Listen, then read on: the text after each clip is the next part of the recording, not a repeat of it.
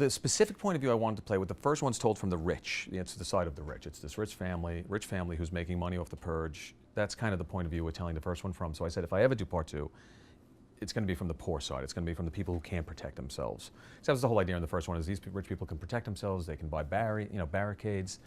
If we go to part two, it'll be the people who can't really afford protection. That's the whole idea of this kind of, the way that, the subtle kind of political message is, how do we treat the poor in our society? And a lot of this came after the flood, in Louisiana, and the floods and everything that happened down there. And I saw what happened and how everybody was treated down there. A lot of this started there, and how we treat the poor in America. So we were like, let's focus on the poor. Let's go with the people who can't afford themselves. So the point of view is specifically, let's flip it. We did the rich, let's do the poor now in part two. Frank Grillo plays he goes unnamed in the movie. He's kind of a very mysterious character. He's clearly going out to purge. He's packing guns and body armor, and we don't know why. We get a couple of clues as to something's happened in his past with his ex-wife and maybe a child, but we don't know exactly what he's about to do in this night. So he's very mysterious. He's kind of like the lone gunman, kind of the Snake Plissken, Escape from New York kind of character. We don't know what he's really up to. So he's kind of this mysterious through line going out on this evening. And then the other characters, the first characters I came up with his mother and daughter, who were struggling in the society. She was a single mom. We don't know where the father's gone. She's taking care of a very sickly father. And we're seeing them just struggle in this world financially. And the weight of the world is kind of on her shoulders to try to protect her daughter on this night, and her father who's dying.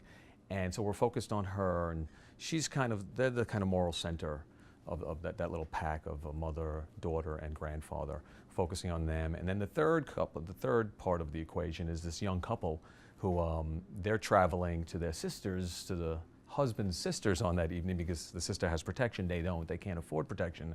And they're going through something, their relationship's on the rocks, and something happens to their car that leaves them stranded. And then on top of that, the mother and daughter get stranded, and our mysterious character stumbles upon them and then has to make this moral decision that gets in the way of his grand mission of purging that night. Should he help these desperate people and help them cross the city on this night where they really won't be able to survive without him, because he has skills that they don't have?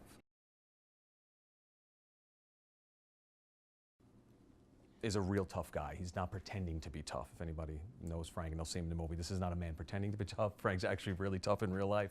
And we always said, let's not have an actor pretending to be tough. Let's actually get a real tough guy who can act too. I mean, he's an actor first and foremost. I shouldn't say that, but he's also actually he's a man's man. And we always wanted that. We wanted someone who felt like a real 70s actor, a Lee Marvin type in the role. And I think Frank kind of captured that for us. The idea of the purge is that behind it all, behind what the government is selling, that you get to purge all your aggression and your hatred, and it makes you a better citizen, which is kind of a ruse. It really doesn't do that. It's the government's attempt to eliminate the lower class. No lower class, less government spending, no housing. So there's just, the economy will be helped overall if there's less lower class. Zach, I just liked from Friday Night Lights, so he came in for a meeting, and as I'm talking to him, he said his wife came in to read for Ava. So I'm like, well, who's your wife? And he's like, Keely Sanchez. I'm like, oh my God, she's my #1 choice right now. And then I literally left that meeting saying, oh, we have to cast, Keely and Zach as a married couple. That's like the perfect, what they can bring stuff I could never write. A real married couple who could bring something to the table that I would never be able to create between two people who just met 2 weeks ago before we started shooting. And it worked great. There's a scene where they're bickering in a car, which plays actually as real because they've done that many times in real life. So it was, when I found out they were married, it was just like we pushed it through and said, we got to get these guys to do this. And they're both great actors, so we were lucky.